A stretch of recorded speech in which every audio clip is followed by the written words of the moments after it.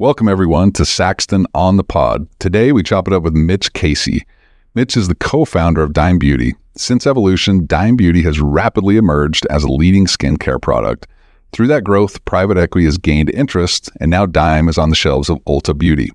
Expect to learn the value of persistence, the importance of having the right partner, influencer marketing, when to take the jump, and Mitch's journey and growing pains leading up to launching Dime with business partner Ryan Relf.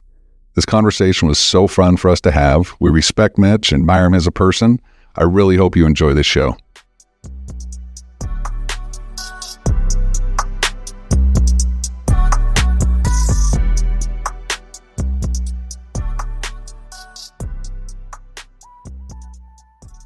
All right, Mitch, thanks for coming on. Stoked to have you. Stoked to be here. Thanks, guys. It's a weird world when we grew up in the same ward. Yeah. You were like the older kid that me and Zach and all the kids looked up to. And here we are 10 years later and still looking up to you. So The cool kid. You're doing something right. Gardner. Zach Gardner. You know Zach. Yeah, of course. He worked for us for a while. That's right. He was doing at Simple, right? Yeah. Yeah. That's fun, dude. Seriously. Mitch, I remember you when you were we probably met at 15, when you were 15. I think maybe a little younger. 14? 14. I just remember you were super athletic on the basketball court. Yeah. Phenomenal football player. Went to Alta. And have a phenomenal family. Your father's amazing. Your dad's amazing. Those are kind of my memories of you. And then, a decade or so since we've seen each other, yeah. And now you got a beard. Got a beard.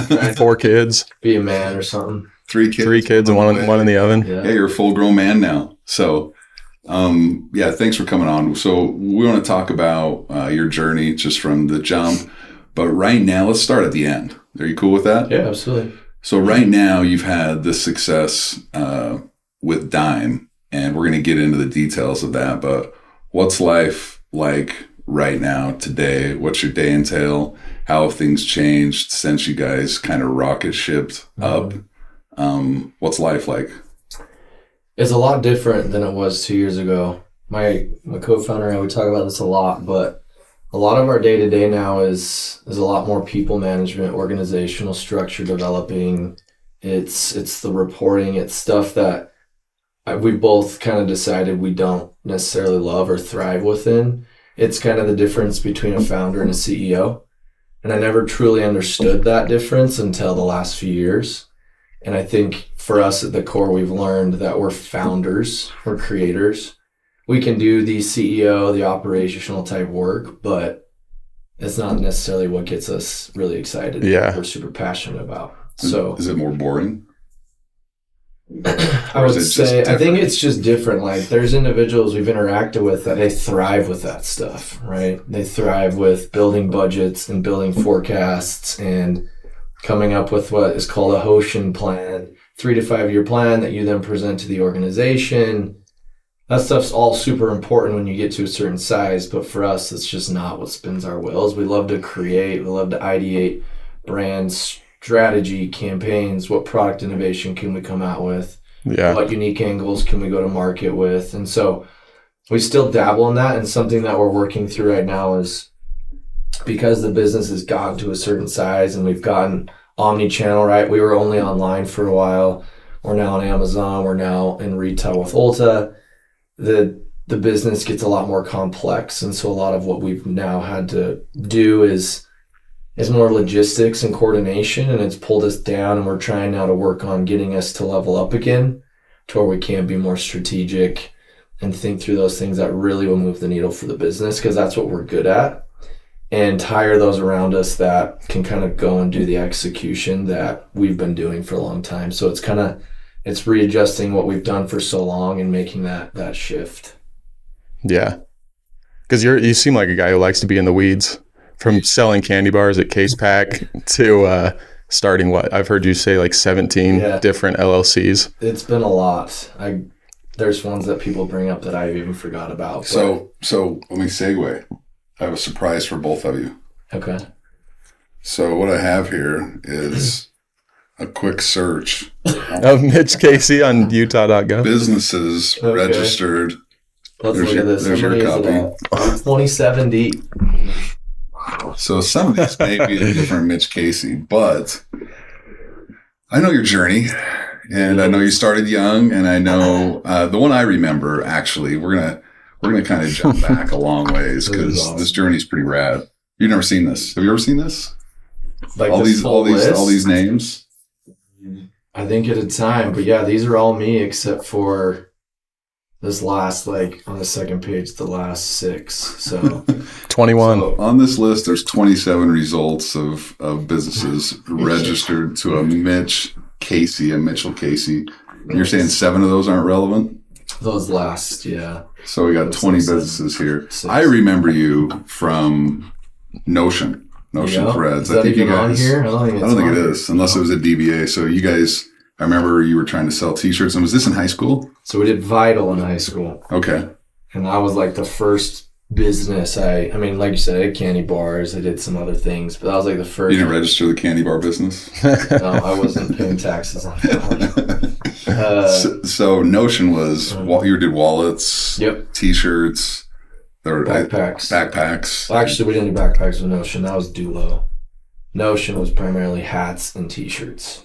So Dulo was wallets and bags and t-shirts. And when was that? How old were you? So Notion was right after my mission. I was 21. Okay. Did that for like a year and a half.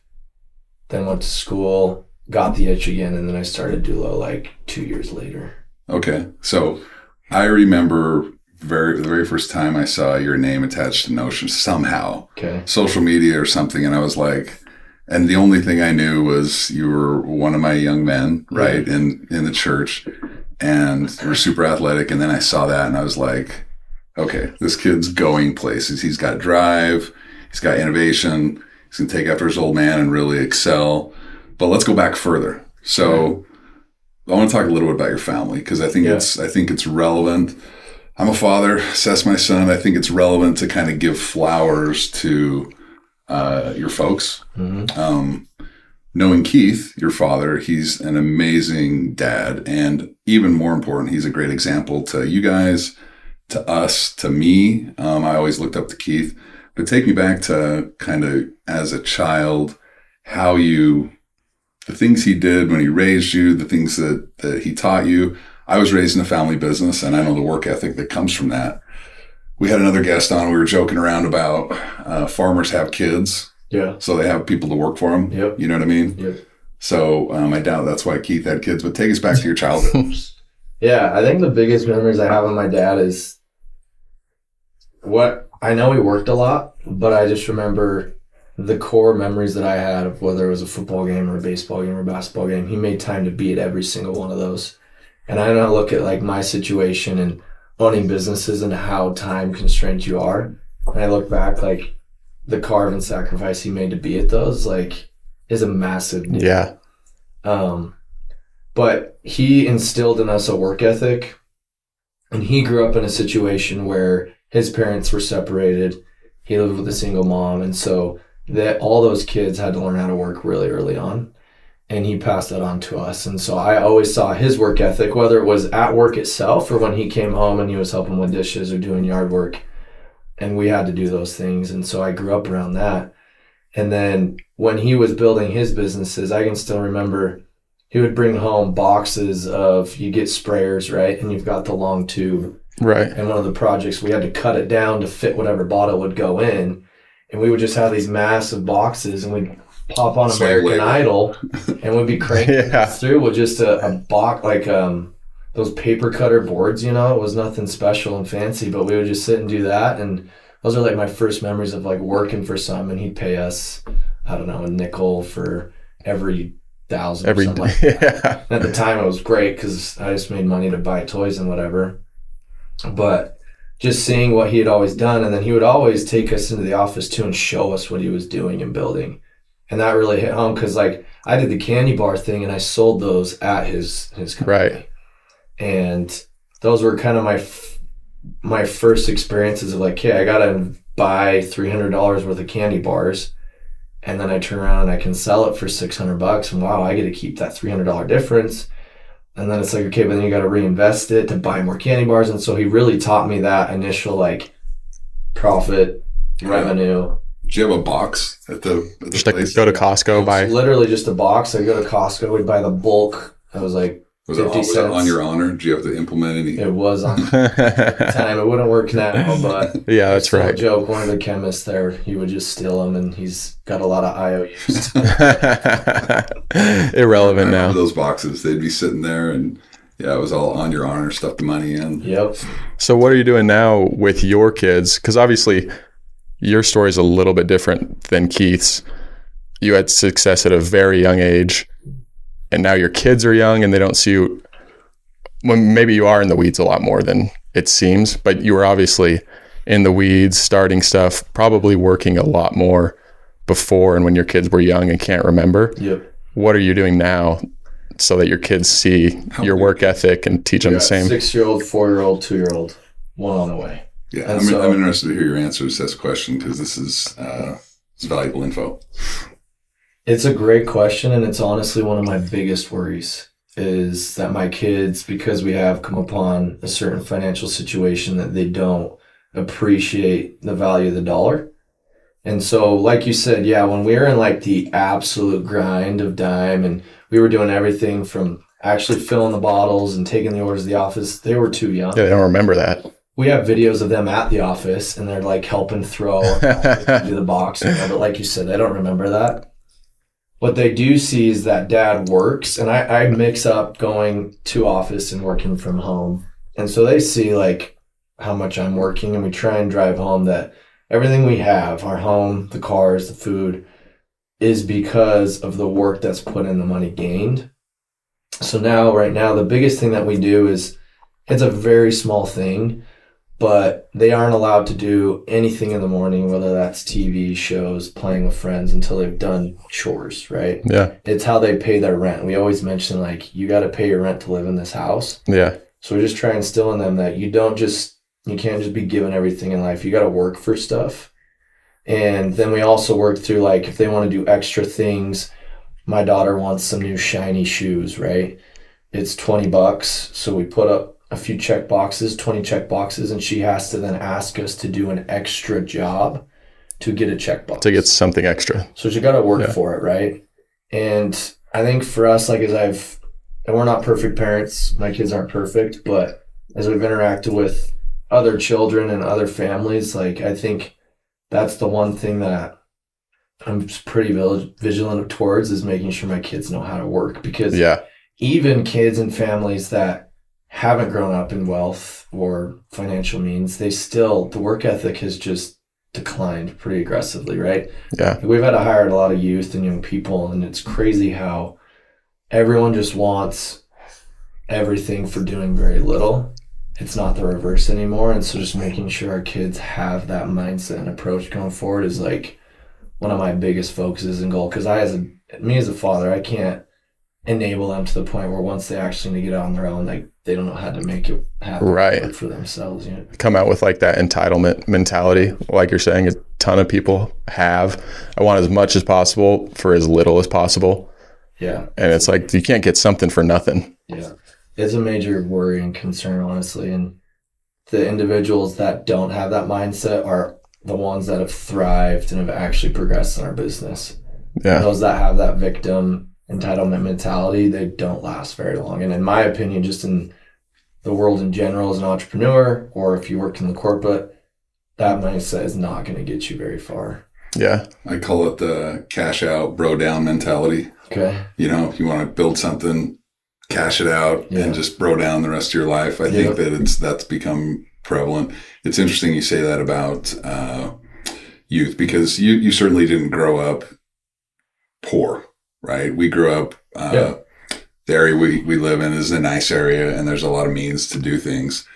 And I think that the sacrifice that parents have to make is sometimes teaching. It's not, the sacrifice isn't going without, it's teaching their kids that, hey, we have this because we're able to do this because.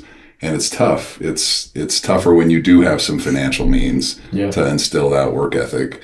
That's a great answer. Like that it's your concern. I'm glad that you recognize that, because you just see so many youth that don't get that work ethic. And I think you are you because of how you were raised. Obviously, you were born with certain DNA and whatnot, but your parents instilled some great things into you. So selling candy, where does it go from there? What happens through there? So I did that. I mean, I did all those things, and then, grew up playing sports. I think sports was also a really important lesson because it teaches you how to do something hard. You practice, you played football, 2-a-days, you're running ladders for basketball, and it's hard, and you don't see the immediate result of that. And I think having done that my entire life has helped me in a lot of ways with this business because, yes, we're super young and we've been blessed to have the success we had at this pace, but people don't see what happened for the previous for sure 10 years, right? And in the grand scheme of things, it's short. Some people grind for 40 until they hit it, but we put a lot of time and energy into it, but you didn't see the results super quick. I mean, there's 21 businesses here, right? And it wasn't until however many down the line that one actually worked and all the other ones previously hadn't, and all the time and energy and hours you put into it. And so sports teaches you something similar. Like you grind, you practice, and then game comes around, you may not even play. You may not get a look. And so it teaches you to put in that ethic without knowing from it. Yeah.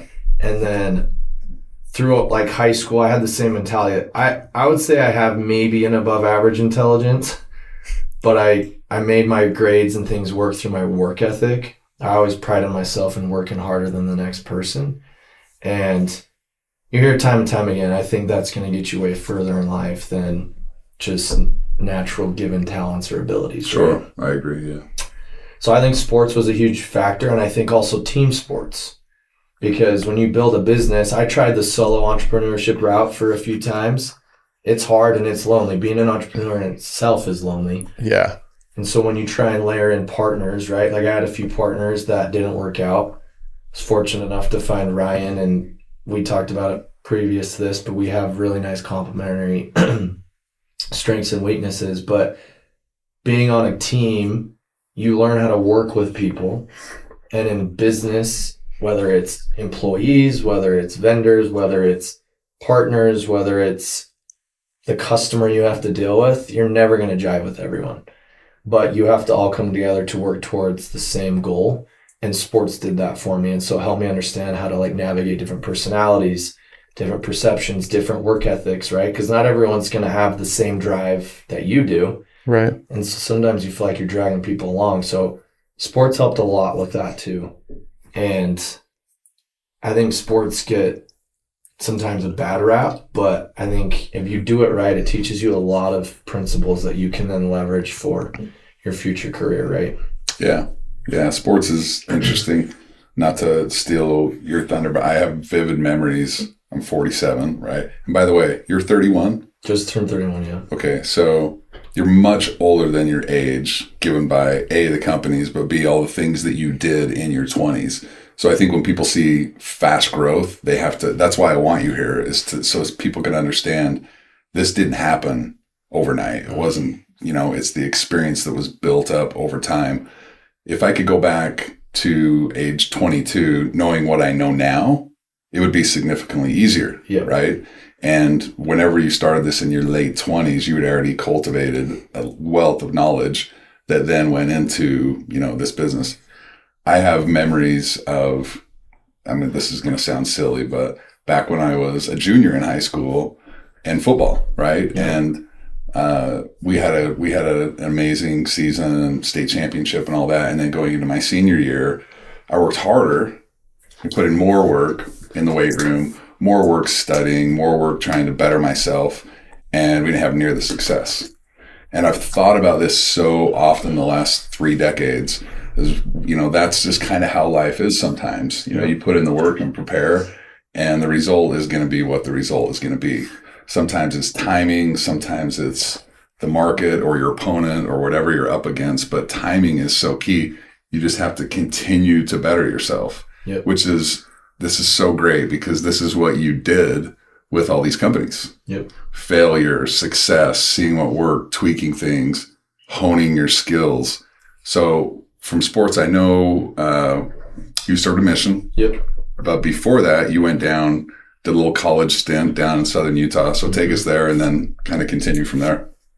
Yeah, I would kind of circle back to, I think, so junior year, it's funny enough you mentioned that. So junior year was doing a lot of grind work, working out, lifting, what have you. Stoked for the season, and then literally 2 days before our first game, I broke my wrist and thumb. I remember that. I remember this, yes. And so I didn't get a play. Going into your senior or junior year? Junior. Yeah. And so it was horrible not to be able to play. You'd done everything up until that point, right? Hell week, 2-a-days, lifting, the whole spring ball. Yeah. 2 days before the actual getting to see the fruits of your labor, you're out. And that was, I look back on it, and in high school, that's everything. And it was really hard. It's your whole world. You're wrapped up in it. Yeah. Yeah, but it goes back to what you'd said. Like, I think the biggest thing that we've worked through, that we've been able to find success at this rate, is we've just been comfortable with failure. A lot of people I've chatted with, they've asked for advice and they want to start something. Everyone is so terrified to fail. That one failure is going to be the legacy of who they are. But it's just shifting the term failure, right? It's a learning, not a failure. So look at all these LLCs that you've listed here, and it brings back a lot of memories, some PTSD, but I could look back at every single one and I can pick apart what I gained and learned from that specific experience that led me up to Dime Beauty success and the other successes we've had, right? And so at that point, it's just a matter of, we always say, just throwing darts at the board, and eventually something's going to stick if you're doing the right things.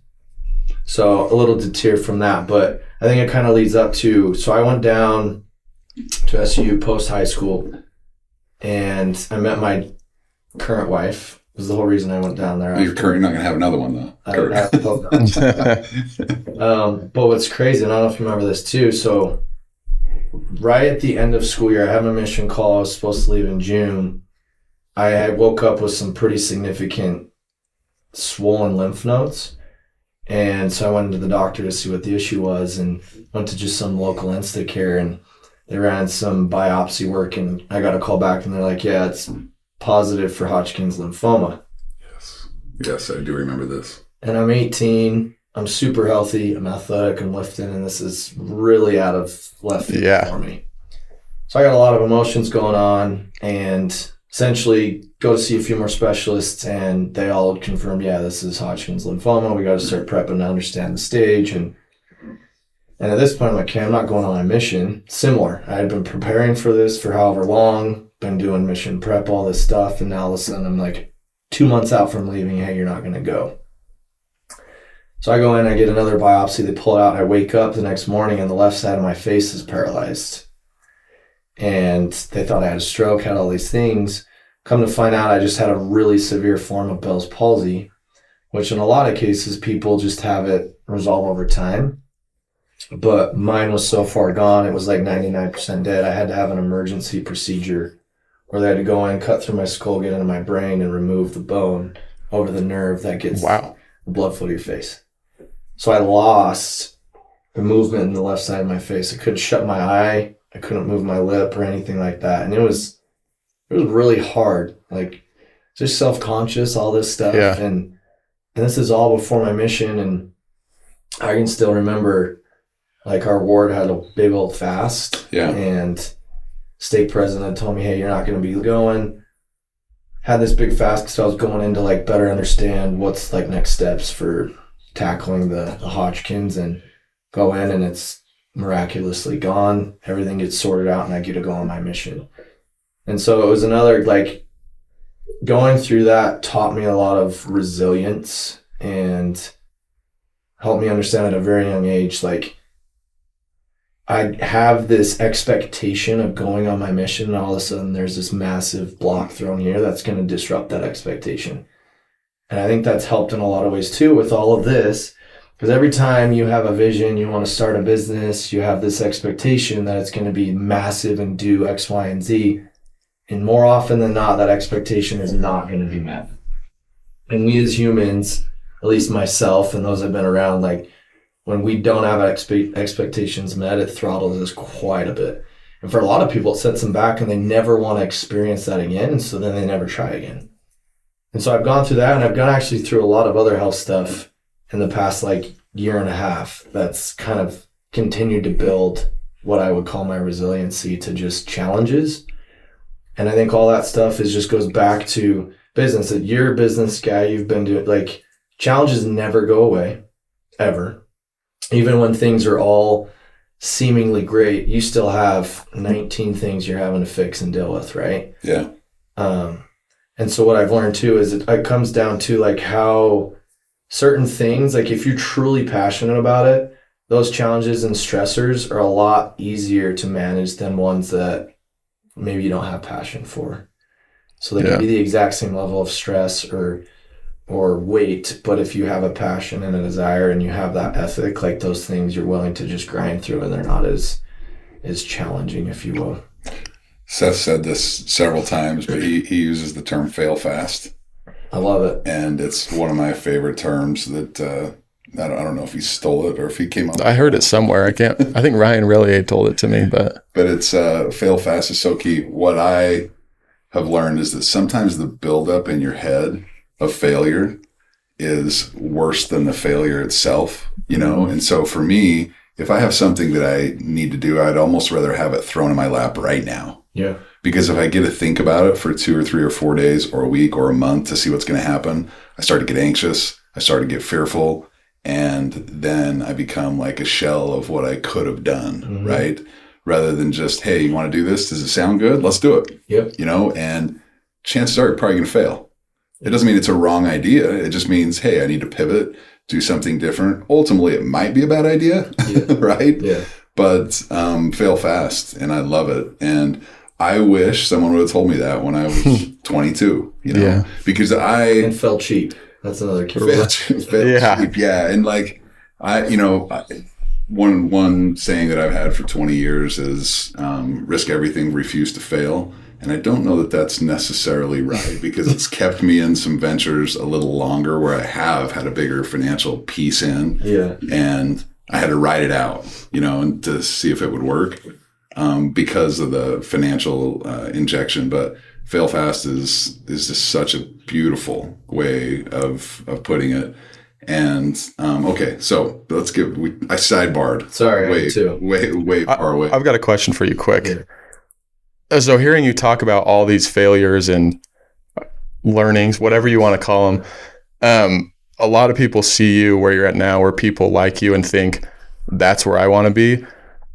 But as you said, they don't see everything that happened before. And I think if they did, I don't know that they'd be willing to take on everything that came before to be where you are now. Like, I saw a quote from Elon Musk recently. You have both probably seen this. He said, people think they want to be me. Not that I'm comparing you to Elon Musk, but people think they want to be me, but they don't know how it is. They don't understand. And I think that if people saw everything that you've been through, the failures, the learnings, maybe it wouldn't be worth it to them. So say you're 20-year-old Mitch now, 21, home from your mission, and you have the knowledge that Dime is the company that's going to make it, but you don't have all the failures and learnings before. Would you dive into Dime, or would you take all the 17 other failed LLCs again? And do you think you could have succeeded in Dime without those failures and learnings? Does that make sense? Yeah, it's a great question. And honestly, I don't think Dime would have been the success it is and how it was successful if these other ventures hadn't happened. Right? Yeah. They were stepping stones into helping us understand how to approach Dime. And so I love that quote. Like, I think that's what's tough, especially the world nowadays, social media, news, websites, this and that. All you ever see is the glory and the awesome stuff going on. But people don't appreciate the grind and the sacrifice that was made before. And so I have great examples of people that come to me asking for suggestions on things. And a good example is like, okay, I want to launch this product and I'm looking for a 3PL, a company that will like actually ship the orders out for me. Right. I'm like, okay, how many orders do you think you'll do? Maybe 1 to 5 a day. And I'm like, all right, you should just do that yourself. It's not even worth paying a 3PL. People aren't even willing to do that. Like, we shipped the orders ourselves for the longest time. We filled the product ourselves. It's not sexy. I had a day job, and it was during lunch. It was after hours. It was on the weekend. So I sacrificed going and dirt biking or going to an event or what have you, right? To do these things to make this happen, because we had to be scrappy. We didn't have money. And what I've learned with a lot of people that we call them wantrepreneurs. They think they want to do it. Right. But at the end of the day, they don't really want it. That's a good if saying. They want it, they would be willing to sacrifice. They want the sexy, you're your own boss, the financial that can come with it, the lifestyle potentially. But none of them want to put in the work to actually get to that point. What they, I think, don't realize is when you get to a certain stage, it's sexy, like you said. But at some point early on, you're the janitor, you're the shipping guy, you're taking the orders, you're the CEO, and every other duty that goes along with that. Yep. You know, and that's not something you put on Instagram, Mitch. No. No. It's not on your LinkedIn profile. People are doing more of it, and I think it needs to be shown more, right? But like those early days of Dime, it was, okay, we need to fill 200 bottles with the product. We got to cap it. We got to carton it. And then after that, we then got to go print the orders in a very slow printer. It's like, that's one label. Then we got to fill it. And then I got to go answer a bunch of angry customers. And then I got to take a call, and the customer's dropping some F-bombs on me because she didn't get her product a day earlier than she thought. Like, you deal with a lot of crap. Yeah. And no one sees that except for those that are in the inner workings in the beginning. Like, we have a lot of core employees that started with us that are still there that could speak to how insane it was. And I can still remember multiple nights I stayed in the office. We had no CS reps, and so it was just cranking out. What's a CS rep? Customer service rep. Okay. Cranking out. At this point, we started making sales, so now it comes with customer service issues, complaints. Where's my order? Hey, it's broken in shipping. It's out of our control, but they're upset at us, not USPS. Yeah. So then you have to solve all these problems, and it's Right. like not only physically draining because you're working crazy hours, it's emotionally draining because this thing you've built is everything, so it's your baby. So every time someone leaves a bad review or has negative things to say, it's almost as if someone Feels personal. Talking crap on your son over here. It's blocking and tackling. Yeah. Right. And when you learn to block and tackle, once you get elevated, you can hire someone to do all that other crap, right? Like you said, don't make it cheap, right? That's how you make it cheap, is you do the blocking and tackling. But then as you start to grow and you hire people for those positions, you know how to block and tackle. So you know what kind of person you need to be the CS rep, to be in shipping, to do all that stuff. And I think that's the beauty. And I know we're going to probably get to this in a few minutes. However, once you get to a certain point, you're not blocking and tackling. And it's the unique individual that can then say, okay, I don't have time to block and tackle anymore. Someone can do that 80% or 90% as good as we could, then that's what we have to do because we have other responsibilities. There's only 24 hours in a day. And then you're to the point now where it's like, well, we want to still be in the weeds because that's where the beauty is, honestly. It's in the weeds. It's in the development. But you can't be anymore. That's not where the business demands you. Yep. So you have to grow. We're getting ahead because I want to go through some of these businesses. Maybe we can skip for the sake of time. You go on a mission to Florida, right?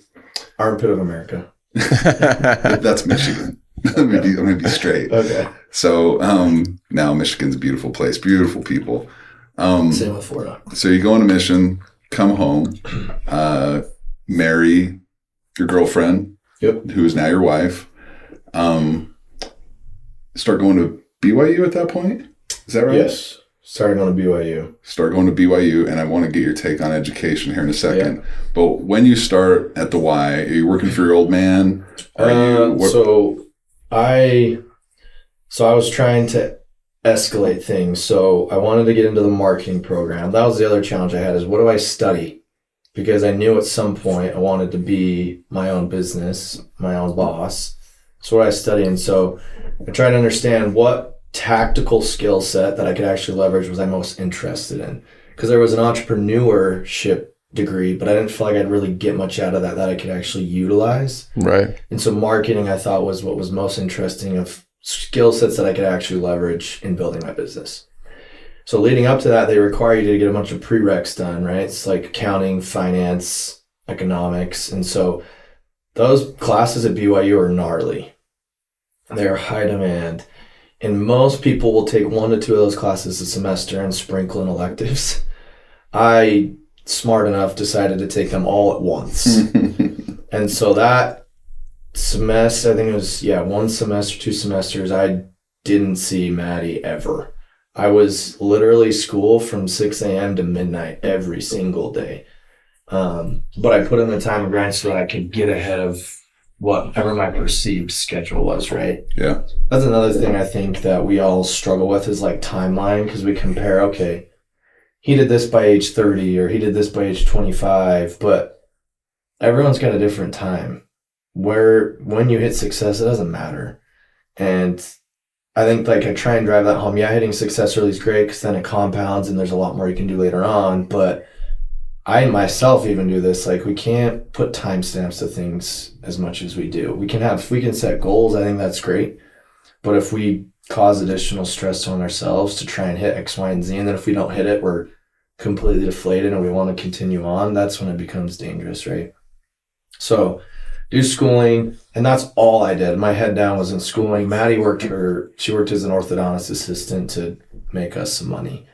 Not a lot, but we just made do. And then during the summer and sometimes on weekends, I'd go back and do some production piecework for my dad, and we would just stockpile. We were very, very lean. We didn't spend money. And that was the life for 2 years. So then I did that, and then after that, I got into the program, and then I did an internship. So when I got into the program, all of the students I was in class with, their whole career goal was like go to a Nike, go to a Google, and climb the ladder. And as I was surrounded by all this, I started to think, is this what I want to do? Do I want to do that? And so I went and did an internship at PepsiCo, Frito-Lay. Oh, okay. And it was actually up in the Portland area from where my wife's from. So fortunately, we were able to live with her parents during it. But it was not what I expected. Like what was presented to me was I would be able to analyze stores and look for ways to add incremental end caps or locations for chips so that we could improve sales in Targets specifically. And I get there and I literally ended up stocking shelves with the truck drivers. So you see the truck guys like 7-Eleven and stuff? I was doing that. And their hours are ridiculous. It's like 2 a.m. to... Yeah. So I'm doing this for like 3 weeks and I'm like, I did not sign up for this. If I knew this is what I was going to do, I would have done something else. And you moved to Portland. Yeah. And you're supposed to be learning about marketing, shelving, end caps, product placement. Uh-huh. And you were learning about product placement. Yeah, You learned exactly how to place it. Grabbing bags of chips and putting them on shelves. That's not even blocking and tackling. That's water boy. Exactly. And so I was pretty upset about it. So I talked to this director and like what I gathered is they didn't really have a program. Like they wanted interns, but they didn't really have this program built to be what it needed to be. So they made some changes and I actually got to do some of that, like analyzing Target stores, making sure things were stocked, just a lot of things to make sure that revenues can increase. But my biggest takeaway from working there was like, I don't want to do corporate. Like, this isn't for me. Having a boss, call it pride, whatever you want. I don't ever want to have to report to someone. It's just, it's restrictive to my nature. So after that, I came back and then I realized, okay, I want to do my own thing. And so then that was when I launched Dulo, was when I was attending school. And Wallet was the first thing I did, and that was on Kickstarter. And that's how Ryan and I got in touch. So I did like 800 wallets or something on Kickstarter, which was a big deal. I think I raised like 50 grand and game changer. This is going to be it, right? Yeah. But before that, I had been doing them one-offs, and I just sent it out of my house, and I was literally handwriting labels. I didn't even have a label printer, so I was handwriting people's addresses, the return, and taking it to post. So I was like, dude, I can't do this for 800. So I LinkedIn messaged him because we didn't even have our phone numbers at that point. And I knew he had worked at a fulfillment company, and I said, hey, can you help me with these? And he's like, yeah, man, for sure. So then I go in, and I guess after my mission, I did Notion too. That's when I did Notion. I did that for like a year and a half, and that was a really good experience in just managing a P&L, learning how to source products out of China because we had gotten all that out of China. And that was also a time where I had a few partners and learned like the importance of complementary skill sets versus you having the same skill set as another person, and it just becomes a problem, right? So that was the biggest takeaway from that. Then I did school, head down on school, and then Dulo was when that came about, was once I realized I want to do my own thing. So I had done that and was coming up on graduation, and I wanted to try and just give that a go. And so I did Dulo only for about 6 months once I graduated. That's all I did. But then my wife got pregnant, and so then we have a kid coming, and I don't have insurance. And so now we're stressing about the cost. I've been there. Birth. So like, all right, maybe I got to get a big boy job here and go get some insurance. So I reached out to my dad, and it's like, you got any sales jobs I can take? And he's like, for sure. But I knew if I got a job with him, he'd still be cool with me doing side hustle stuff, right?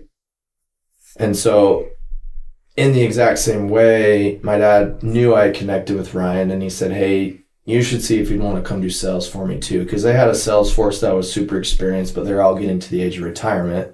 So he was trying to plan for like who could take over those accounts when they were done with their job. Explain for those who don't know what Keith does, your dad. So my dad started a contract manufacturing company where they make products for skincare, personal care brands. And then they had another division where they sourced the packaging. So just the bottle, the cap, the tube, what have you. And so that was the division that he ran, and then his brother ran the manufacturing entity. And so Ryan and I got jobs for the packaging, and that's where we started to kind of work together. When we first stepped in, my dad's a frugal guy, and so he just bought us lifetime tables from Costco, and we literally sat like in this space right here, back to back, and just cold emailed for hours, just trying to find new clients. Yeah. Right? But while doing all that, we learned that we both had side hustles going on. I was doing Dulo. He was doing this brokering, product dev. Like his passion and his skill set is just like product dev, innovation, thinking of new ways to come about that. So he was doing that, and we just said, hey, should we try something together? And I was a little hesitant just because of the past experiences I had had with other partners, but I also had learned through Dulo that doing stuff solo wasn't that fun. Like you share the highs and the lows with no one.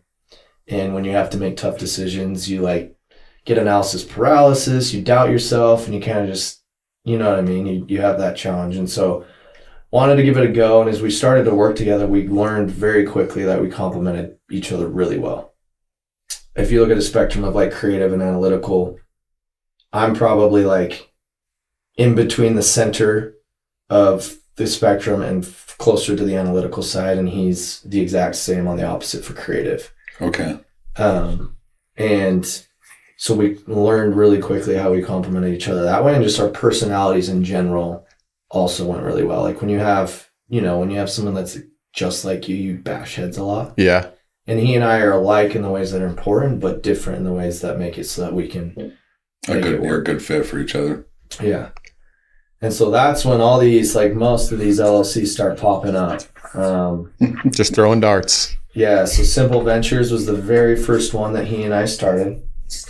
And the concept there was we were going to broker basically what I had learned sourcing product for Dulo and Notion, how to source apparel and hats and bags and stuff out of China. We were going to do that for companies and say, hey, we can help you do this. A lot of companies we were finding were sourcing it here in the States. It's really expensive. And so we knew then we could get it out of China and then mark it up and then sell to them. So that's what Simple Ventures was. What year was this? This would have been 2017. Okay. Yep. And didn't find a lot. We tried, the first route we tried was getting swag for companies. So we were contacting domos and big brands and trying to just get swag. We didn't land one other than my dad's companies. And that was just a bone for us. But then the next thing we tried from that was we started to see influencers becoming a real significant thing on Instagram. And so our idea was we could launch brands with influencers. They would be the marketing component of the business. We would be the ops side, the supply chain, all that. And so we started reaching out, cold emailing every influencer that we could find, you know, how many responded was very low. And then those that did respond, they're like, who the heck are you guys? What's your credibility? And so we kind of faked it till we made it. That's, I think, what I've learned everyone does. You got to do it. And start somewhere. I'm laughing because you're grinning as you say that. That's how so many businesses are born, Mitch. Oh, yeah. They're just, I have a good friend of mine who runs a really successful business, and it was so bootstraps, like not filing reports, because he was so in the trenches for 3 years. I mean, he didn't file his taxes, bro. Like, I mean, I don't advise that, but just it was grimy and it was dirty. And he kind of, the whole business plan, write it down, spend months. That's hard for me because I'm not a move fast, break stuff kind of dude. I'm a little more slow and methodical, and I like things done a certain way. And my business partner is completely opposite. Yeah. He's like, done, let's do it. It's yesterday. Let's do it, let's do it this morning. And I'm like, whoa. Let's put a little more thought into this. Yeah. So what you're saying about having the right business partner totally resonates. And I'm sure so many people listening, if they haven't had a business partner yet, that's valuable. You have to have the right one. And then those who have a good business partner, if you look at it, like you described, the analytical and the creative, or whatever your business model is, having compliments to each other is so key. Yeah, exactly. Right and left side. Sorry, I cut you off. No, you're great. I mean, it's a good call out. I don't really advise anyone to try and start a business solo anymore. It's really hard to find a great business partner. Like, I saw my dad do it with his twin brother. And I don't have a twin brother, and my other brothers are a little younger than I. And so I was always like, I can't really do a brother partner. And so that kind of was a little stress on me. Like, how am I going to find this legit partner? And obviously it was divine that he and I got put in contact, and we've complemented. And that's been huge too. When you work through those highs and lows, what we've found is the other one always picks up the other, right? So something that might defeat me way more than him. Yes. He's there to like lift me up, and something that really like disgruntles him, I'm able to lift him up, and you just even each other out. It's so interesting how like each other's buoy. You balance each other out. Yeah. Like someone's super upset, the other one just weirdly gets really chill about it. Yeah. Hey, it's gonna all work. And every instant that I can think of, that's been the case where we've just been the opposite way, and we've been able to help lift each other up. Whereas if you're solo, that's a lot. You're taking it all on yourself. Yep. Yeah. So going back, and it's funny, we had started this venture. I figured out how to do the whole filing on Utah, business gov, whatever, wherever you got this. A lot of people would use lawyers to do it, and because it's not the easiest thing to figure out. They've made it pretty straightforward. Utah's great about just letting anyone file, but that's another example. Like, just figure it out. YouTube, whatever. It's not awesome. It's grunt work, but you save a few $100 versus a lawyer doing it. It's just examples like that. But we had to get a bank account, and we went to Zion's, and they had a minimum that we were like, no, we're not going to do that. It was like $1,000 minimum or something. And we were putting all of our own money into all this stuff, right? So we went with America First because you didn't have to have, you had $1. Of course, yeah. $25 in savings, $1 in checking. Yep. And so we went with them because of that exact reason. And then we didn't find much success here. So we it was very small amount. I think it was like $500 each into this initial business. And then within Simple Ventures, the first business that actually got some movement was a drop shipping company, if you remember the drop shipping days. Yep. Where you would set up a site, someone would order on your site, it would trigger the order to China, then China would ship it from China to the customer here in the States. It took like 60 days to get Forever. there. It wouldn't work. It doesn't work now because everyone wants Prime. It's the Utah County business plan. Exactly. Of every teenager a decade ago. It was awesome. You didn't have to buy inventory. Yeah. All your cost in was basically building the site and then running some ads. And so that's where I got my first kind of experience with Meta and running ads, digital ads. So going back to school, I don't use really anything that I learned in school. So you asked kind of my opinion on education. If I was to do it again, I would probably go to a less intense school. So BYU is great, but what they expect out of you as a student is insane. It's a lot of work. They try and, like a lot of my professors, they attended Harvard, they attended Yale, like they attended really high up schools, and they all had said BYU's curriculum is way more intense than any of those schools. Really? And so it's like BYU's trying to get into the same realm as those guys by that, but no one ever sees BYU as the same realm as those guys, right? And so what it did is it kind of took away your ability to focus on extracurricular outside things and getting real world experience.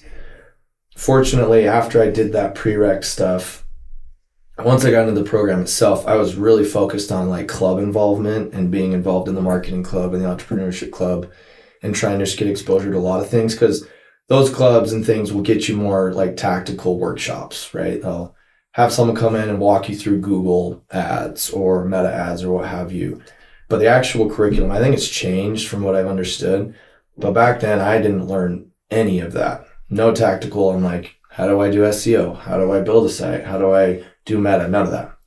So I think school is super important from the standpoint of it. You have to do a hard thing. It teaches you to push through and grind and work towards something that's difficult to attain. But also then I think the biggest thing is just the networking you get.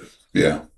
I saw Alex Hormozy. I don't know if you know who that is. He's like a big online influencer, but he listed a stat. Global education is a $10 trillion a year industry. In the U.S., $1.5 trillion a year. Secondary education is $850 billion, but it's shrinking at the rate of 6% per year. But online learning, you mentioned YouTube and just kind of figure it out. Yeah. Online learning and e-learning is increasing. It represents $200 billion currently, but it's growing at 20% per year. Interesting. So formal education, secondary education is being reduced by about $50 billion per year. Online learning is increasing at $40 billion per year. Wow. So there's this shift, there's this transition, and it's literally happening right now. I'd say in the last decade, people learn differently, you know? And for someone who wants to be an entrepreneur or go out and do something, they're not necessarily going to gain those skills. They can crunch a spreadsheet or learn how Google worked 5 years ago from the professor, but they're not going to get that real world experience that comes from real time, like today, what is happening. For sure. And, or doing not a free-to-lay, but doing an internship, right? And actually working with someone who you admire and respect. So I'm not down on school. Yeah. But I kind of am, because I'm more about education. Yes. And school is not always education, as you so eloquently put with your experience. But it is for some people, and it provides a nice buffer from youth to adulthood. Sometimes it's the easy thing to do because nobody expects you to have any money or have any success for 4 or 5 or 6 years. Right. But it's beautiful to hear your take on it, because there is a cultural shift right now in how people are getting educated. Yeah. What did that piece of paper, or did it get you in more doors? No. So I would say that's another key thing, right? If you're wanting to be an entrepreneur or build your own business, getting a degree is not going to do much for you, right? Yeah. Like when I interview people now or I interact with other business owners, no one ever asks, where'd you go to school? Right? Like as I hire, I don't really care where they went to school. I care about what experience do you have that's relevant to the role you're applying for. And so I think school, though, what I do know, like if you are more interested in a corporate ladder climb, like progression, getting a degree is crucial. And then an MBA, right? Like a lot of times you only get a promotion if you have an MBA. Right. So I think it's also super important based on like what is your career goal and then assessing it from that point. Yeah, I would agree. It's in. I think that is even changing with the corporate world. Okay. Years ago, again, I'm 47, and I remember when I was in high school, the theory of if you didn't go to college, you were going to be a bum. You were just going to be a failure. And I was a terrible, terrible student. And then as I got older, I realized I can't work for anybody. I don't have this degree that's so coveted out there. But it's changed. I think that some employers now are saying, I don't really care if you have a degree. Are you smart? Do you have a work ethic? do you have knowledge in the arena that I need to hire? And exactly what you just said. The exception to that might be, you know, someone that needs a master's in, you know, in business or whatever endeavor. But schools changed. Education has changed. The networking seems great for sure. Yeah. It seems like the key. Yeah, and you really piece get a to lot me. of that through the clubs. Yeah. So it's the extracurriculars, and in class, you do some class projects, but it's the classic one person does the whole thing. Right. Others are just You're just trying to piggyback. Who's the smartest guy in the class? So a lot of the networking that I built at BYU was through the clubs. There's a little through the clubs. And has that helped you? Like, have you relied on those relationships? Not yet, but I think at some point for sure. And Yeah. that's the other thing is what you're sowing now, you never know when you'll reap it. And the individuals I've interacted with and what they eventually become or what business they build or who they become at a certain vendor of mine, like it could help in 10, 15 years time. Yeah, for sure. They're probably calling on you now. You're the guy in the project that, that everyone's looking at. I wasn't the smart one, so I was just trying to make it work. But yeah. So you're doing this. Let's jump, and then, you know, if we're missing something that's of important detail, stop me. But Okay. The absolute infancy of Dime Beauty, did that start on a napkin? Was it whose idea? Did you guys collaborate together? Was it formed? Like, tell us about that. Yeah, super collaborative. And so I think what's important is Ryan and I had launched however many LLCs leading up until that point. A lot of them were not in the skincare space. It was apparel. We had done, so we did baby clothes. That was our first company in Simple Ventures. Baby clothes? Baby clothes. You sold that company, right? I think I've heard. So we did like 5,000 in sales. And that's where I started dabbling with Meta. And I was like, okay, back then, dude, Meta was way different than it is now. Not near saturated, so you can make it work a little better. Did like $5,000 in sales, and then we found this site that you could plop your Shopify store on and just sell it. It was a marketplace, and so we did that. And some lady in New York bought it for $5,000. And we're like, boom, first exit, baby. So we just took that $5,000 and circled it back, and then we used that to just keep building. And then I look at a lot of these like X brand. That's an important brand for Dime, and I'll tell you why. So we had started Dime before X brand. So we launched Dime in September of 2018. And we had this revolutionary idea that we would have a membership model. So there was a company called Beauty Pie. They were in Europe. And then there was a company in the US called Public Goods, but they did like toilet paper, toothpaste, like commodity items. We wanted to take the concept, so they made you pay an annual or a monthly membership, and then by paying that, you got access to their store to then buy products at cost. Yeah. It's like a Costco-esque type stuff. Costco for beauty care. And so that was our whole concept. Like, let's take this for really high-end skincare. People would love this. Like, I'm going to get an $80 serum for $23, but I pay this membership, and all in, it's way more affordable. So we went hard on this concept. Like, we put together our own Harmon Brothers-esque video, right? Like the poopery videos you saw on YouTube all over, Squatty Potty-esque. Put a lot of time into that. That was our biggest investment up until that point. We built out this really intense Indiegogo, which is just similar to Kickstarter. And we had this goal to raise $100,000. And that wasn't even going to really scrape the barrel. Because when you look at skincare, the biggest reason people don't get into it is just the MOQs and minimum order quantities of an individual product. Most manufacturers will require 5,000 to 10,000 units. If you're anywhere from $3 to $5, you're $50,000 for one, and that's one SKU. And if you want 10, you're in $500,000. So it's a lot of money up front. So we had goal to raise $100,000. We launch it. There's all this excitement. There's an expectation that the video we made was hilarious. We think we're the funniest guys on earth, right? And we launch it and we raise $3,000. And I think $2,000 of that was family and friends. Yeah. So it was super demoralizing. Like, we put all this time and energy. It was months in the works. We had ordered inventory to support the launch, right? All these things. So we had put money into it. And the way we got money into it, so we put in all in 25,000 each from our savings, which at this stage in our life was everything. Yeah, like, we were all in. Probably everything you had. And we got to the point where all that money had gone into, we were able to work around inventory. So we ordered 500,000 bottles from China. And then we found a chemist that would work with us to just do like a gallon of product. And then we ourselves would fill it. And so that's how we were scrappy with cash and not have to like go raise a ton of money. But we launch, doesn't go well. And so we're at a point of like no more cash. We have no more savings. We don't want to raise money because that just scared the crap out of us. And so then what we did is we started a company that we then brokered my dad's companies. So what we found when we worked for my dad selling packaging is we would cold email 100 people, we'd get 1 or 2 responses.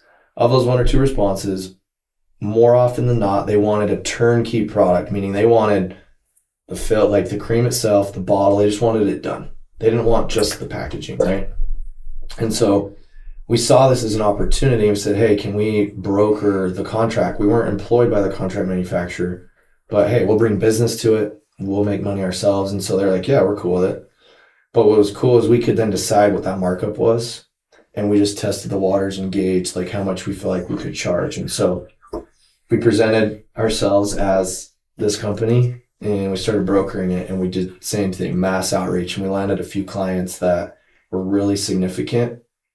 And the markup we did was not that crazy. Like there's other brokers out there that are absolutely destroying the margin. Yeah. They're taking more money than the actual manufacturer was. Really? There's a lot of that. Like 150% markup. Yeah. So wow. Brokers don't have the greatest perception because of that they just take way more off the table than anyone else. But we were smart because we knew what the markup was for the actual manufacturer and we weren't getting greedy with it.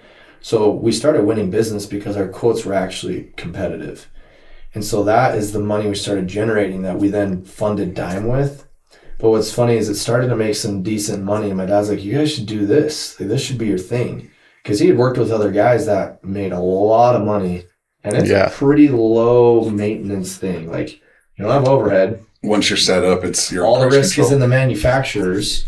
You have secretary, administrative assistant. Like, we knew 2 guys that had 1 assistant and they were doing like 30, 40 million a year. Just those 3 people. Wow. Yeah. So that you guys should chase this, but it just wasn't exciting to us. We wanted to build a brand. We knew that in the end that could be way more valuable. So we pumped all that money back into Dime and we walked it out all in and it ended up being $500,000. Which that's insane to me. Going back to what we talked about earlier, people think they want to be where you are.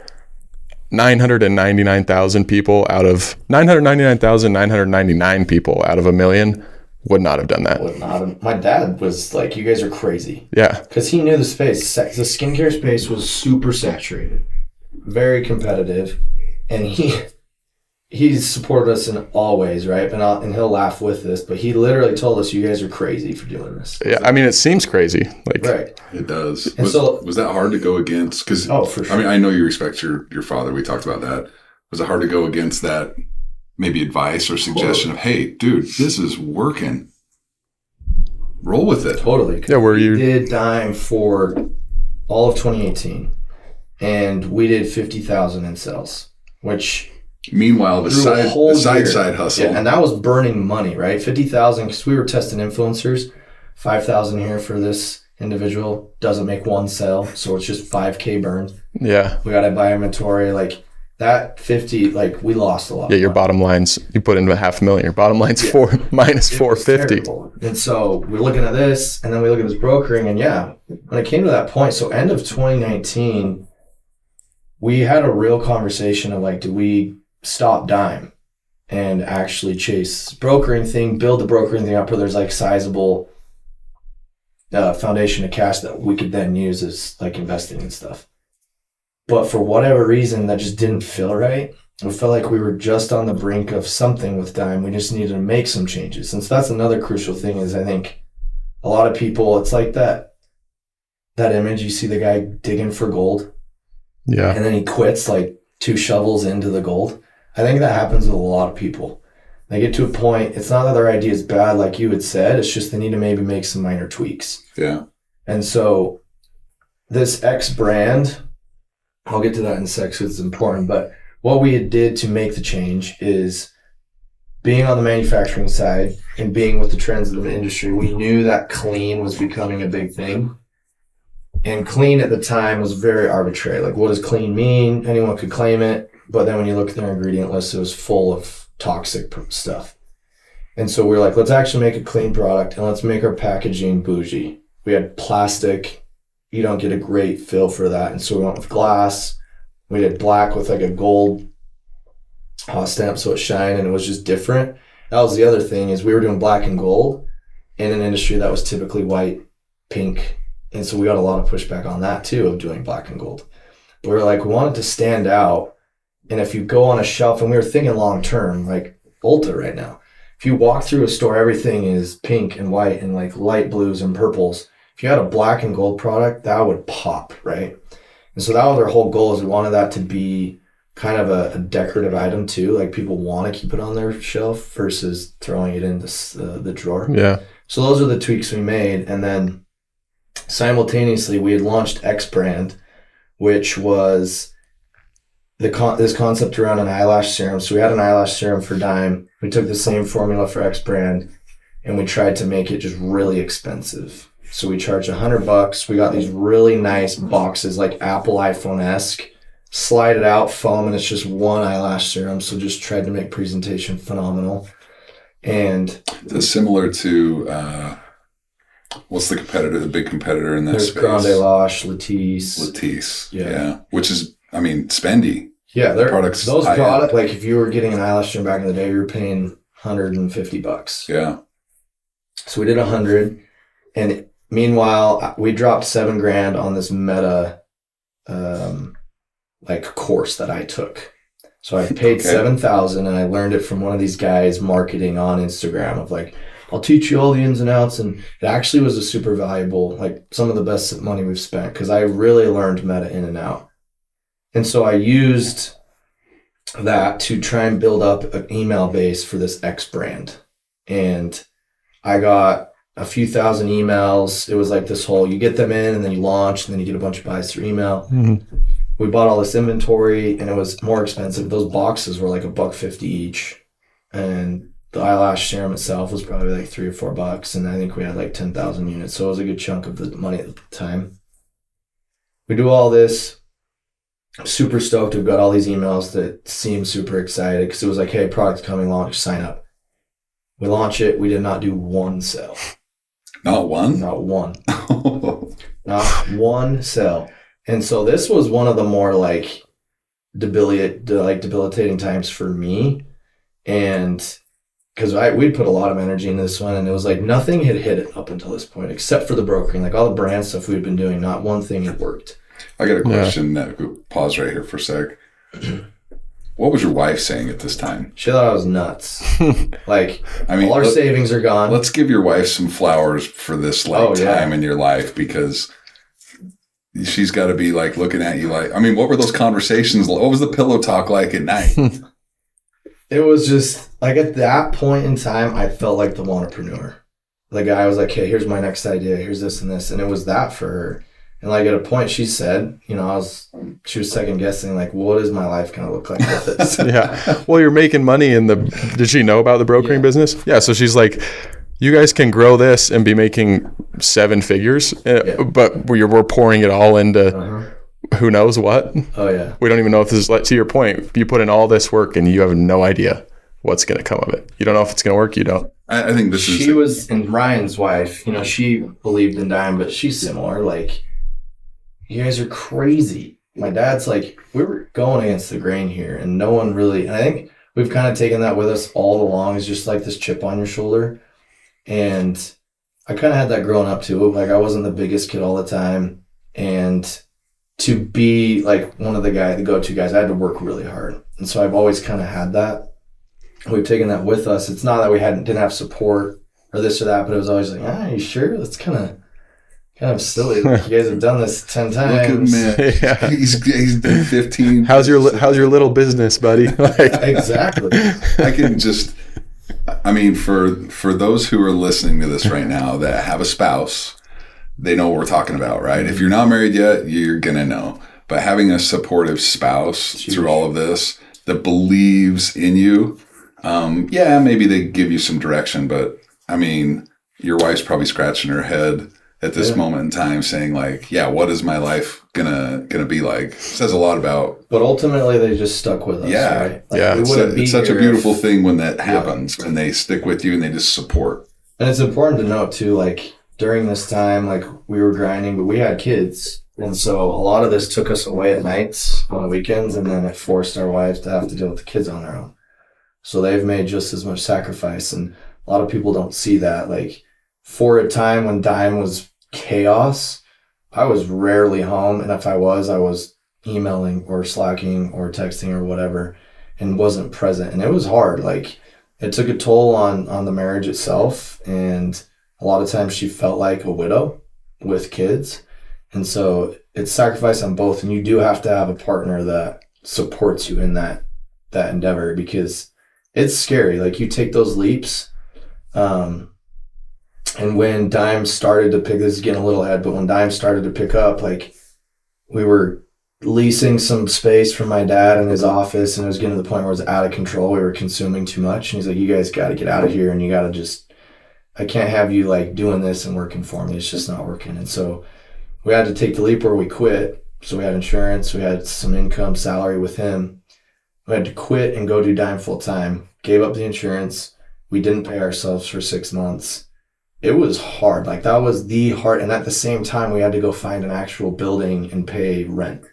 Yeah. We didn't even know what the thing was yet, Yeah. And so that was another huge leaping point that we had to take, that they had to support us on and be like, all right, here we go. Like, who knows what's going to happen in the next 6 months? We could be right back to working at Case Pack, But you just believed.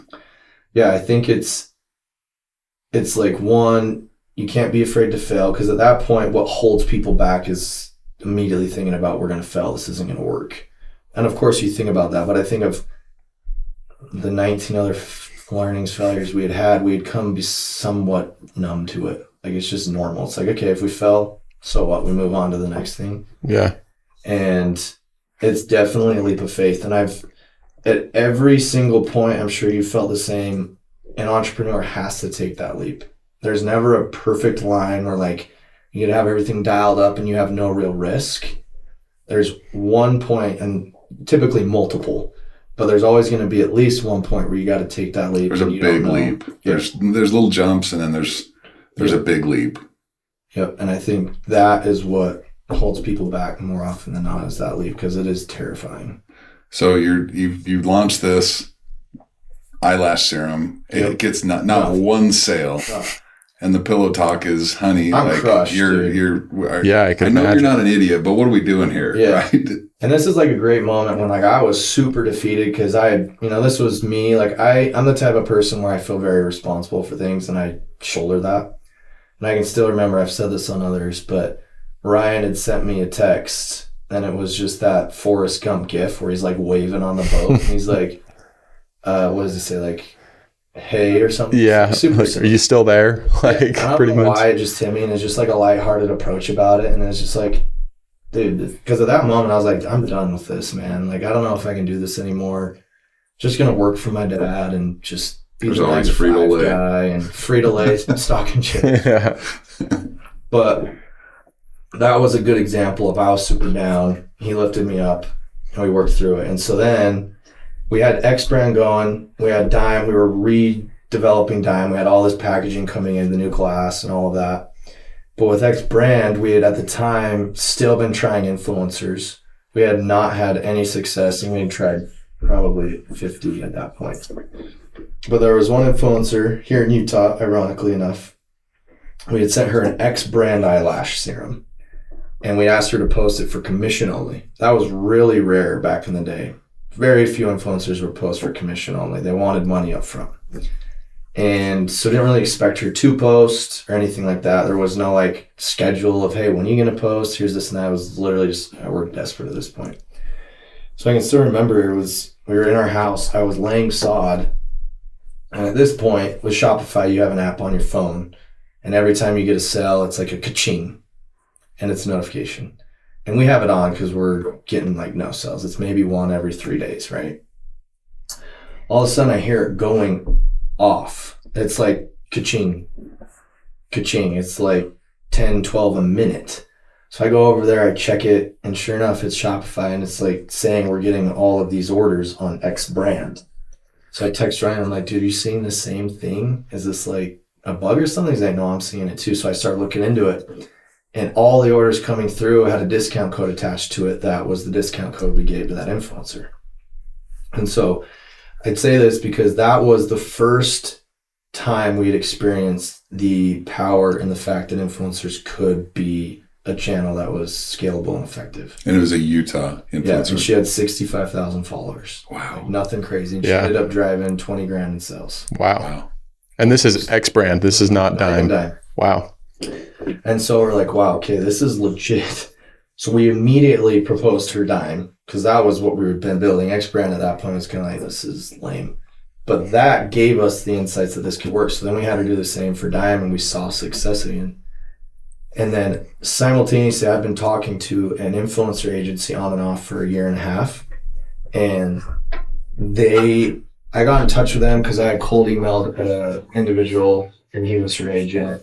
He's like, hey, we do this stuff for brands just like you. And they were doing it for one of our competitors we aspired to be. He's like, we're doing this with them, and we're driving them like $250K a month in revenue. And we're like, what?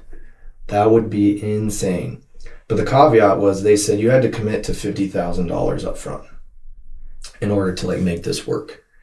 The problem was we had 30 grand in the bank. We had no more savings.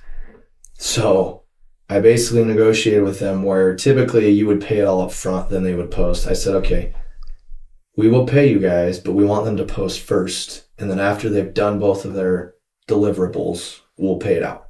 But they do multiple posts? Yeah, we structured it where they did 2. Okay. So it was 2 during a month. So they post like week 1 and then during week 3 or something. Okay. So spread out.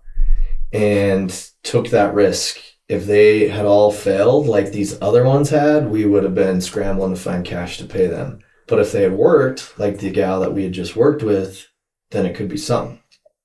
So they work it out. You just rolled the dice. Dude, 100%. It was absolute gamble. Yeah. And fortunately it worked. And so I think we ended up paying $60K, and it drove, I think it was like a 2.5x on that. And so we were out of our minds. This is April of 2020. Still working for my dad. And this starts to really pick up. Right when COVID hits. Dude, COVID hit. So that also helped, right? Like, so I have a question about Meta, the course that you took in Meta, just to backtrack a little bit. Is your belief in influencers at this point, did it come from that Meta course, or was this something you just believed in, you guys had seen and heard, and through your own learning had learned? Okay. We had heard about it. We hadn't seen it yet. Okay. But we had just heard that, hey, this influencer thing, we had seen influencers start talking about products more, and we had seen what the perception was of success of these other brands growing, like their IG count follower was getting bigger and all that. So, and we had been told, like, from some brands, yes, this works really, really well. And so that was the main reason. The Meta course I took was primarily actual paid ads on Meta's platform. And so that was when things got crazy. We now have significant revenue. We now have inquiries. We now got to play the supply chain game. We got to play the cash flow game. And we got to have a little help. Yeah, and this is you and Ryan. Yep, it's just us. And you're handling all of that. Yeah. So this was when we first made hires. And that in itself was scary because you're committing to pay people. But I don't know if this is just a one-off. Like, we just got lucky with these 5 and we do it next month. How many SKUs did you have at that point in April of 2020? So we have a bundle called The Works, which is 6 SKUs. So we had that. We had the eyelash serum. So I think we're around 10. Okay. And it was a lot of SKUs for a new brand like us. And that eyelash serum is really what put us on the map. It was super unique because it was clean. No other eyelash serums out there were clean. Most would make your eyes super red. Like if your wife's ever used them, really makes it red, can cause a lot of irritation. They're $150 for 2-3 mLs usually. We did a 6 ml bottle at $48 and it was clean. And it went, like, best example of viral. It went absolutely viral. Yeah. we could not keep that product in stock. But it's funny because we wanted to do skincare, but this eyelash is kind of our door in. But it was really important because a lot of these influencers, they already had skincare deals or something. And so they didn't have an eyelash deal. Your Trojan horse. That's how we got in the door. And they absolutely loved it. And so then we got them to convert over to promoting our skincare a few months later. Okay. But that eyelash serum is really what scaled and did most of our revenues. That was X brand, and did you roll that? That was Dime. It was the same product. Same product, but it was in Dime packaging. Okay. And it was the $48. It's the foundation, like the actual formula itself, the core formula is still the same today. We've made a few slight tweaks to improve it, but it's the same one. Those other brands must hate you guys. Oh, yeah.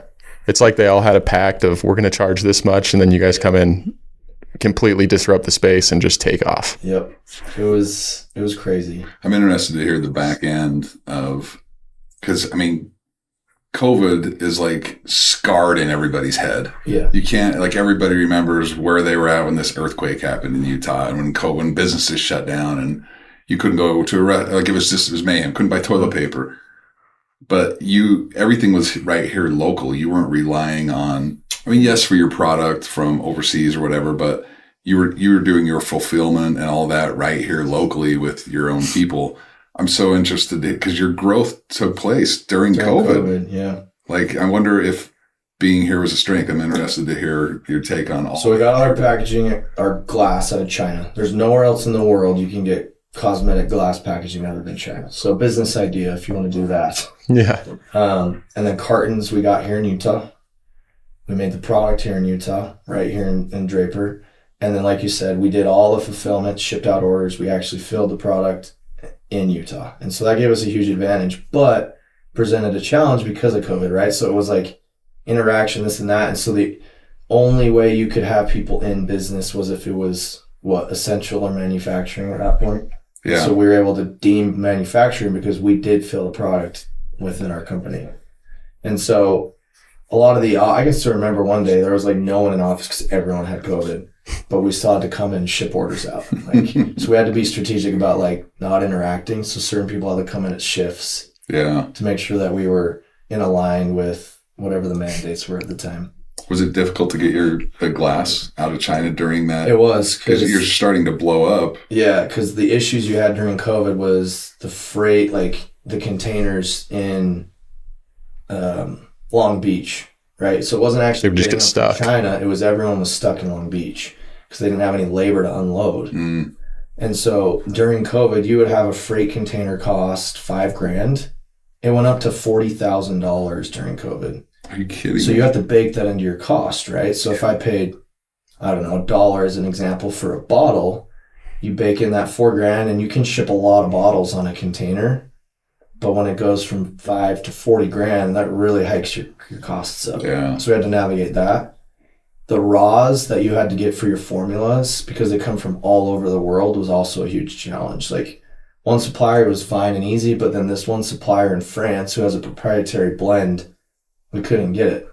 And so supply chain management during an explosion in 2020 was insane. And so how did you handle that? Like, we had to do some pre-sale stuff, which is not ideal. So people would pay for it up front. They wouldn't get it for weeks, but we just tried to like convey that up front on the site. Hey, this is shipping X date. Inevitably, people don't read it. And we would get blasted with emails like, where's my order? And so then we just had to manage that. And that was also a way that we were able to fund the business, make a sell, Shopify then transfers it to your bank in 2 days. We then use that to buy inventory. Because the amount of like growth we had to supply that with the inventory we needed, we didn't have the cash coming in from the brokering business. So then we had to use Dime to fund that. So it was like... So you're still running the brokering business? Yeah. It's crazy how it just completely took off. Yeah. Yeah. And that's really what it became. We just envisioned that business funding what the dream was of Dime. Yeah. And eventually it's kind of fizzled out, but it played its role for sure. The timing of COVID, everyone's on their phone. I mean, it's cliche, but I'll repeat it anyway. Everyone's on their phones. Everyone's at home. Everyone's on social. You know, it probably just catapulted your product. And were you still at this point, March, April, May, June of 2020 pushing influencers. Influencers were pushing your product. All of 2020, like 90% of our revenue came through influencers in 2020. Well, that's amazing. Wow. What does that look like now? Are you still pushing? That's a whole other conversation. Meta made an algorithm change in May of 23. So by that point in 23, our marketing mix, we did like anywhere from 30 to 40% of our marketing was influencers. In May of 23? Yeah. Okay. Like 2020, it was 90%. And then I layered in Meta ads later, and then we did Google, but a lot of it was influencer. And then we started diversifying. You can scale better on Meta than you can with influencers because it's so manual. But in May of 23, Meta made a change where they suppressed influencer views. So if you look at Meta's earnings, they were making money, but not great. They were barely hitting their projections in Q1, Q2 of 23. Q3, Q4, they absolutely blow up. What they did is influencers have a lot of views. Like you've got influencers with 1 million followers. They're getting hundreds of thousands of views on a story post. That's what we primarily did, was that over like static posts because it's interactive. You swipe up.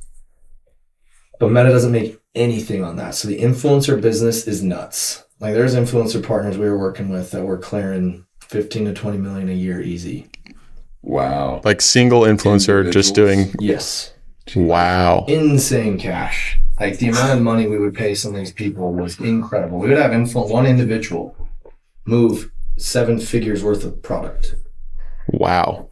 And we pay them, there's an upfront component and then a 20% commission. They do that for 20 odd brands. It adds up fast. Are most of those deals that way? There's an upfront. Now you have to That's pay the way out, we constructed it, yeah. and then there's a commission based on the traffic that they drive A in. lot of brands would just do an upfront, but that was kind of a unique thing we layered in, was the commission component to incentivize them, right? So when you pay an upfront, let's say like a $500,000 follower influencer was probably charging 10 grand to post twice on their stories. But if you incentivize them with commission, contractually, they're saying, okay, I'll do 5 slides on this story and 2 slides on this story. But if they know there's commission, more often than not, they give you more slides. Okay. Yeah. And they're optimizing when they're posting. Exactly. And how they present it and they sell it. And like what I learned too is the best influencers were professional saleswomen. They were incredible on how to sell the product. And so anyway, so Meta didn't make any money on that. There's millions and millions of dollars exchanged between brands and influencers, but Meta didn't see a thing of it. And that drove them crazy. Sure. Yeah. And so what they did in May of 23 is they made it, there's only so many eyes on Instagram and Facebook, right? And their user base is actually declining because TikTok's coming into the picture, all that. And so the only way you can get more ad revenue generated by Meta is by showing more ads. So if you've been on Instagram, you probably noticed beginning of 23, it was like an ad every 8 posts, every 8 stories. You now see it like every 1 or 2. Yeah. And now you even see it like if you go to someone's profile and you scroll through, you see an ad there. So they've been really strategic on where they place it. But in order to place it in those areas, they got to take views from something. And so these influencers that once were getting 100,000 views are now getting like 15, 20,000 views.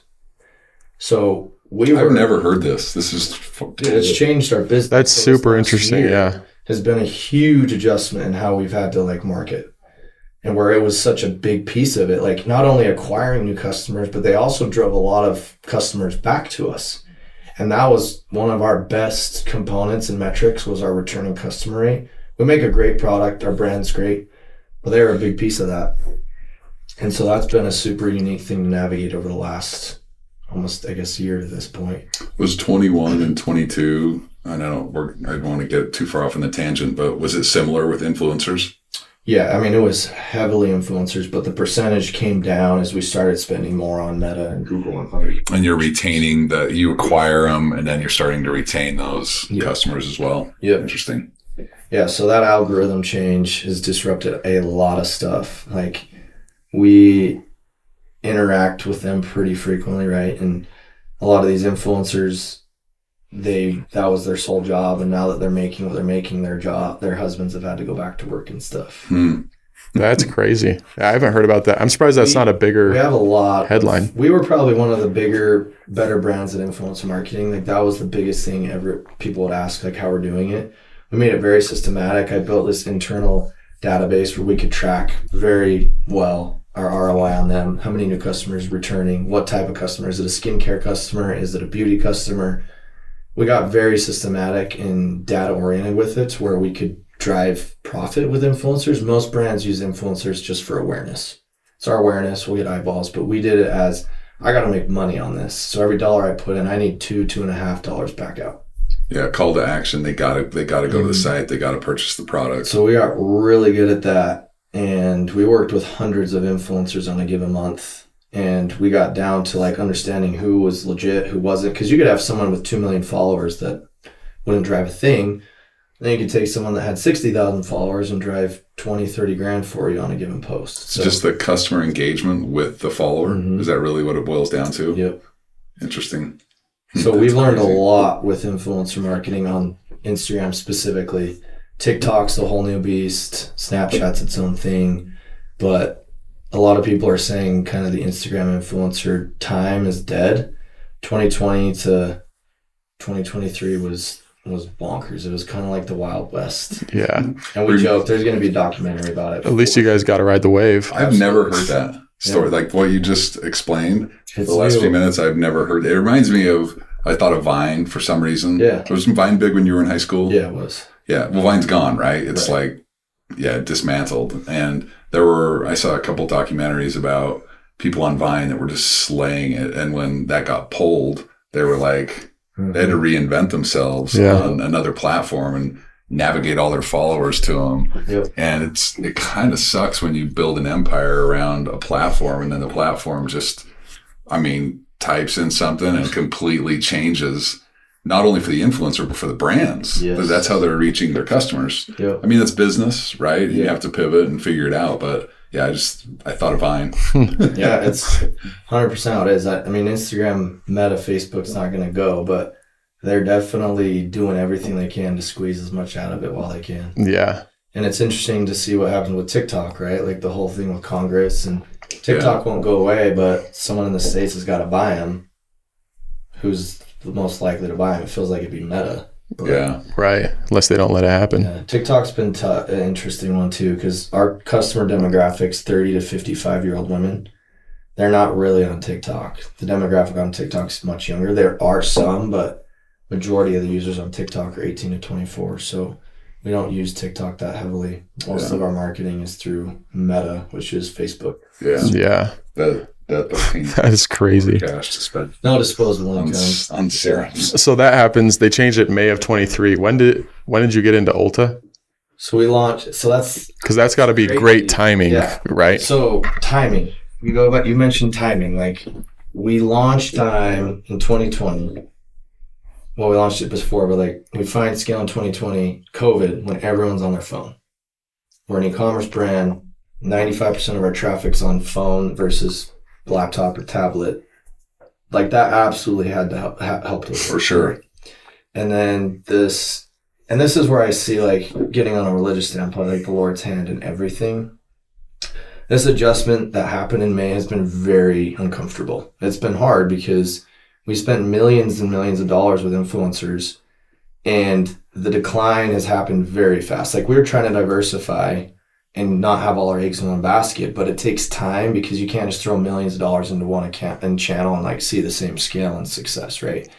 You got to build up to it, you got to build a foundation, and then new channel, same thing. You got to find the rhythm, find the tactics, strategy, and then you can start pouring fuel on the fire. So over the last few months, that's what we've been forced to do, is to make that diversification happen way more quickly. But we were selling on Ulta.com for a year, and then we launched in Ulta stores in March. Oh, 23. 4. Oh, 24 just now. So, like, we got into Ulta. I knew that, yeah. But, like, we were with them for a year. They're very phased in how they get stores in unless you got, like, a Jennifer Aniston behind the brand. So we crushed all their projections. And then we get into a program called Sparked. It's their way of testing out new brands. It's really low cost for them. You get on an end cap, if you know what an end cap is, and it's one tiny shelf. So we're in that program. We got into that in March. But because we've had so much success with it, we'll be launching in 800 doors in August, but we'll be in their skincare we love section, which is 4 shelves of a foot each. And then we also will have like 160 of our own end caps. But to that point, Ulta is going to be crucial in making up that gap for awareness, right? Because when you get into retail, everyone says there's a halo effect that impacts your online business too, just because you get more awareness. And like, that's what's exciting about Dime. Like when we brought on PE, we sold minority. The reason being is we felt like we had so much upside with Dime. If you were to ask 10 people on the street, I would bet maybe one, like 10, 30 to 55-year-old women, maybe one would know who Dime is. Which, when you get into an Ulta and you get them behind you, like that awareness For sure. up quite a bit. And so you get just organic customers because that's so much exposure within Ulta. So let's go to when you guys decided to take in outside money, when the private equity came in, and you can talk as much about it or as little, but I'm interested in that. Was that something you guys were looking for? Was it something that fell in your lap? Was it a complete shift from what you thought it would be like? Talk a little bit about that. Yeah, so the scale we experienced was nothing we could have ever imagined, right? And we had no idea like what to do with that. And so fortunately, Ryan's father-in-law knew a guy in California. He was like a wealth manager, and he knew an investment banker. And he specialized in skincare and beauty brands. And he said, hey, you guys should just know this guy. And we didn't work with this wealth advisor yet, but he was just doing his part and getting in, working with us early on. So we got in touch with him. And when he got in touch with us, we were at a certain volume. It wasn't worth exploring it. But then... It's in 2020. 2020. Okay. Yeah. So I can share. We did $9 million in 2020. So at that point, it's like we're not exploring this. You like really only explore when you're like 50 million up. That's the only time P gets really interested. Before that, it's all VC, right? And so from 2020 to 2021, we scaled it to 60. Oh, geez. And it was during that time that like we had been in communication with this investment banker, and we were just talking like, hey, what are you guys doing? What's your numbers at? We kept telling you like, all right, this is legit. The market's really hot right now for beauty, so we should look into capitalizing on it. And so we talked about it, and we were like, do we want to bring on, do we want to sell part of the business? We didn't need money. We were profitable, so it wasn't like money to grow or anything. So it would be purely just taking some chips off the table and kind of setting ourselves up for security. And we said, let's just look at it and explore. And if nothing comes across that we like, then we don't have to do it. So we went through it. That process is insane. Like you get a quality of earnings on your numbers. And I'll have you know, like for a long time, our books were on a Google sheet, debits and credits, and I was managing it that way. That's how you make it. And then we grew up and got a QuickBooks, and then I brought in one of my old mission companions. He came on and acted as our CFO, and he helped us get a little more legit with that stuff.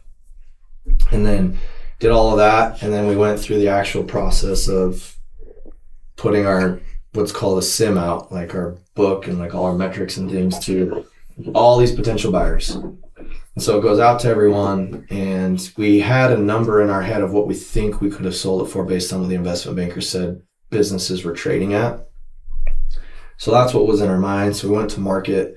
That process with quality earnings plus going through like the whole due diligence, management presentations, talking with everyone was 2 years total. Wow. So a long time. And then we got to the point where we had a few offers on the table. One of them in particular was the best offer, and the reason being it was obviously the highest value. It wasn't the highest valuation, actually. They had no debt. It was all cash deal. All the other offers was a lot of debt on the business, which scared us because this was end of 22. And if you remember what was going on then, like people were freezing, like rates were climbing up crazy fast. People were freezing. We remember, Mitch. Yeah, I'm sure you do. With what you guys are in. But so it was really scary, and we got up to that point, and we actually were like worked through all of the logistics, got to the point where all we had to do was sign, and this PE group went silent for 3 weeks. And our investment banker's like, it's not looking great, guys. I think they're probably backing out. I guess what had happened is they had like this massive internal assessment on all the portfolio companies they had, all the potential deals because of all that was going on in the market. Fortunately, we actually landed a deal. We were really focused on a minority deal. We did not want to sell majority.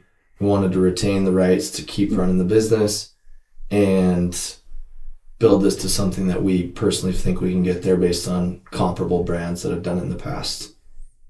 But it's changed a lot. Like I think it would have been helpful to have a little more insight, a little more mentorship on how that would have changed things, even though we sold minority stake, right?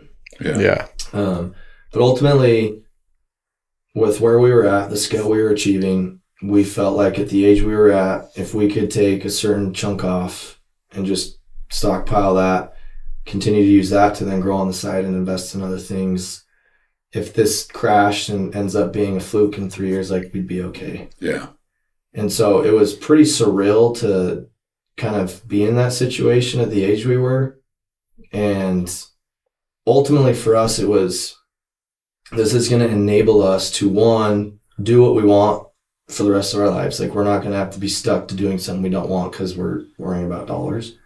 But then two, like what good can we eventually do in the future with this situation, right? Like being in the church, like we can better serve others. We can do philanthropic work. Like ultimately for us, that's what we're competitive. We wanted to achieve certain metrics and goals and things and having nice things. Everyone wants that. But ultimately it was like, what can we do with this to kind of serve and better those around us? Yeah. And it's been awesome because Dime's not only been an engine of gain for Ryan and I, but also those first employees. For sure. They got equity. They've been all put in a really awesome career situation. They're paid great. And it's been cool to see, like, I can still remember, because a lot of these individuals were family and friends that hadn't had a job before. Yeah. And like we were able to do some pretty cool bonus payments at times, and like people were coming to tears because of they've never even experienced that before. And there's no greater feeling than that, like being able to give back to people in that way. And the fact that this has been able to do that for so many more people than just us has been really, really cool. Were you 29 when you were entertaining that offer? Yeah. That's unbelievable. That is, it was crazy because like when I was in college, listening, reading all these books, like Think and Grow Rich and all this stuff, I created a vision board, and I had on this board certain metrics I wanted to achieve at certain ages. And the big thing with this is you got to tell someone you love what your goals are so you're held accountable. I was showing these to Maddie and she's like, okay, good luck. Like she was supportive, but like, you're not doing this. But what's crazy is all of those have been met and far surpassed based on those goals. So I'm a huge, like Ryan and I are both big believers in the energies you put out into the universe is a lot of times what you get back. And we try to be good people. We try to give back. And ultimately everything will come back and work out exactly how it needs to. But your subconscious has a lot of power too, if you guys have like researched that at all. I'm a big believer in like what you feed your subconscious, it will like may help you make decisions that you otherwise wouldn't because it knows what you're trying to achieve, if that makes sense. Explain that. Talk about that for a second, a little bit more in depth. So like if your subconscious knows, like I don't know what the exact number is, but it's like 90% of your brain and body is ran by your subconscious. We only use 10% to actually do our dailies.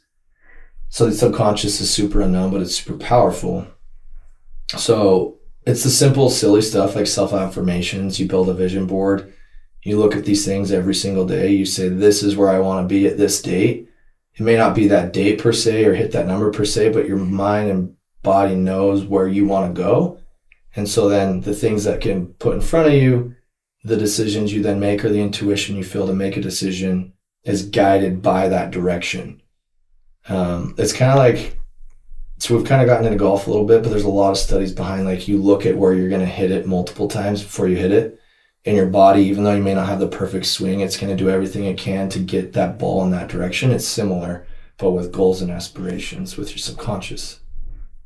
I love So that. I'm a Really, big believer in that. It's kind of more, it's not really any science to it per se, but we've done it time and time again, and it's proven itself time and time again. Yeah, it's like focus on where you want to go, not on where you don't want to go. Yeah. Like play to win. Exactly. Don't play to not lose. Yep.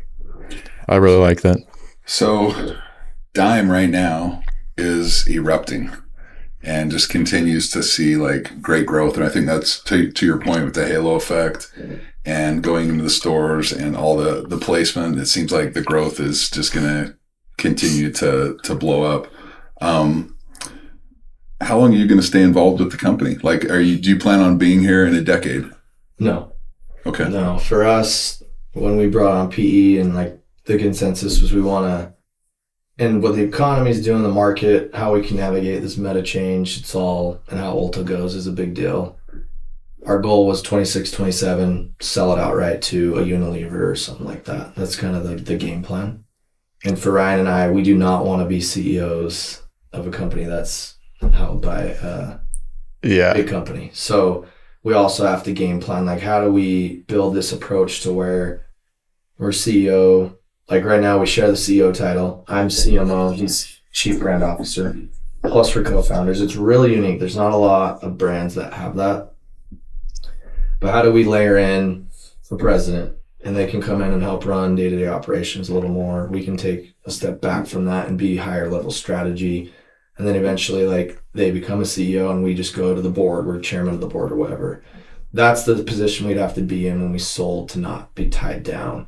Like for a 3-5 year, exactly. Like my dad, right? He sold his business and he had a 5-year tie down and he hated it. He works for me now. I don't know if you know that, but he texted me.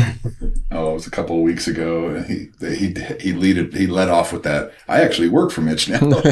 I'll say he works with us. He said 4 years. He doesn't have to be working for us. He's fine, but he likes to work. That's got to be awesome with Trent every day. So it's a cool setup. But where I was going with that is, not being tied down, because we just like after Dime.